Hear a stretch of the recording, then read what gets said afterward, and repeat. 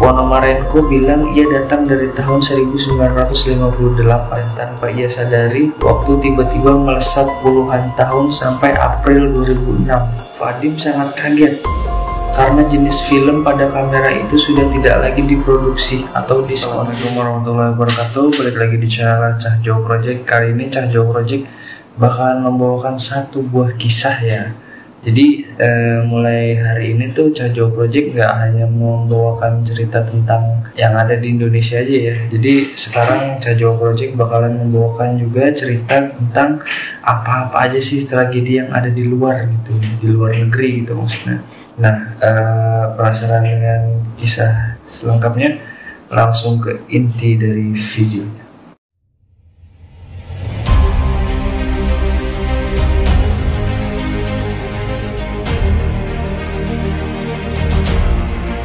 Kisahkan pada 23 April 2006 di Kiev, Ukraina, seorang pria berusia sekitar 30 tahun, Sergei Ponomarenko, diamankan polisi setempat karena terlihat mencurigakan. Kepada polisi, ia menceritakan sedang merasa kebingungan kenapa ia bisa tiba-tiba hidup di tahun ini. Padahal sekitar 2 menit yang lalu ia hidup di tahun 1958, kata Ponomarenko. Setelah mengecek identitas pemuda tersebut, polisi mulai merasa ada yang aneh. Pasalnya, orang yang terlihat masih muda ini ternyata lahir pada 1938. Bahkan kartu itu terlihat seperti KTP negara Uni Soviet, di mana Ukraina menjadi salah satu pecahannya. Polisi lalu memanggil seorang profesor bernama Pavlo Kritikov, seorang psikiater, untuk mewawancara Ponomarenko. Ia menuturkan apa yang sebenarnya terjadi. Ponomarenko bilang ia datang dari tahun 1958. Sebelum berada di Kiev, ia mengaku sedang bersama tunangannya, yaitu bernama Valentina Cruz.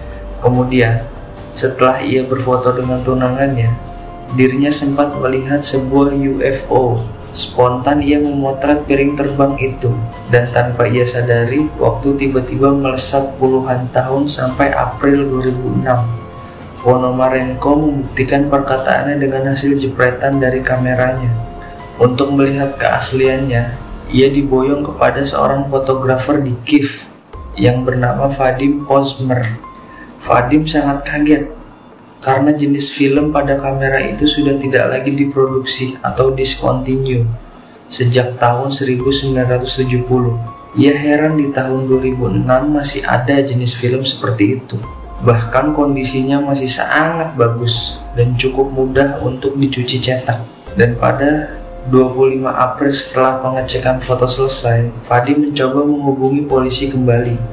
Namun Ponomarenko yang seharusnya menunggu di ruangan tiba-tiba hilang pada 25 April 2006. Ia hilang begitu saja seolah bak ditelan bumi.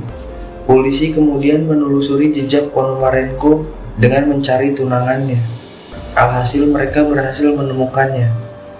Gadis yang berada di foto tersebut masih hidup pada tahun 2006. Dan yang lebih anehnya lagi, usianya sekarang sudah mencapai 74 tahun. Saat polisi bertanya tentang Ponomarenko, wanita tersebut ternyata mengenalinya. Ia juga ternyata memiliki foto yang sama dengan yang polisi punya. Dan rupanya Ponomarenko telah menemui tunangannya tersebut terlebih dahulu sebelum polisi tersebut. Dan yang lebih mencengangkannya lagi, Kuris juga mempunyai foto Ponomarenko yang sedang berada di masa depan, yakni pada tahun 2050. Ketika dibandingkan dua foto yang sama di Kiev tahun 2006 dan tahun 2050, secara kasat mata terlihat ada perbedaan. Di foto tahun 2050 terlihat banyak gedung-gedung pencakar langit, dan setelah ditelusuri lebih jauh, ternyata di badan arsip milik Ukraina tersimpan file wawancara Ponomarenko bersama salah satu televisi Ukraina dan Taiwan pada tahun 1970. Isinya kurang lebih ia membawa kabar dari masa depan. Ia menjelaskan bahwa di masa depan hampir setiap orang memiliki ponsel. Ia juga sempat menjelaskan tentang teknologi microwave yang belum ada pada saat itu. Ya, bisa kalian cermati ya cerita tersebut ya. Gue juga belum memastikan juga ya apakah cerita ini benar-benar real terjadi atau memang settingan atau hoax ya. Karena dibilang percaya tapi ada buktinya, tapi dibilang nggak percaya ya gimana gitu ya. Sangat-sangat membingungkan gitu hal-hal seperti ini. Jadi ya anggap aja ini mah dongeng aja, cerita, nggak usah terlalu dipikirin. Karena ya zaman sekarang itu membuat hal-hal yang atau cerita-cerita yang hoax itu sebenarnya gampang gitu ya, dengan teknologi gitu ya.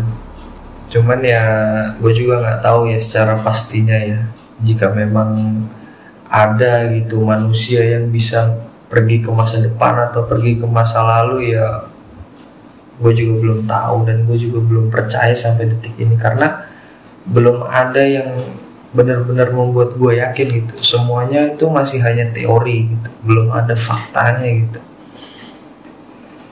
Dan menurut kalian gimana?